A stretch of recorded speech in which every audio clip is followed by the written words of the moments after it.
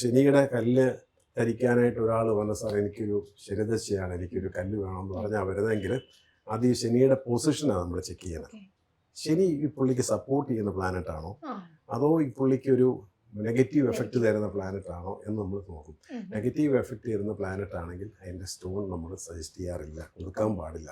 കാരണം രത്നങ്ങളുടെ ഒരു ടിപ്പെന്ന് പറഞ്ഞാൽ activating the existing planetary position. ഏത് ഗ്രഹത്തിൻ്റെ കല്ല് നിങ്ങൾ യൂസ് ചെയ്യുന്നോ ആ പ്ലാനറ്റ് പെട്ടെന്ന് ട്രിഗർ ആവും. അപ്പോൾ അത് നമ്മുടെ ചാർട്ടിൽ റോങ് സൈഡിലാണ് നിൽക്കുന്നത്, റോങ് എഫക്റ്റ് ആയിരിക്കും ഉണ്ടാകുന്നത്.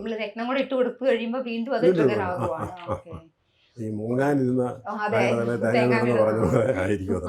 അപ്പോൾ എപ്പോഴും നമ്മൾ രത്നങ്ങൾ സജസ്റ്റ് നമ്മൾ ആ ഡിവിഷണൽ ചാർട്ടെല്ലാം നോക്കും.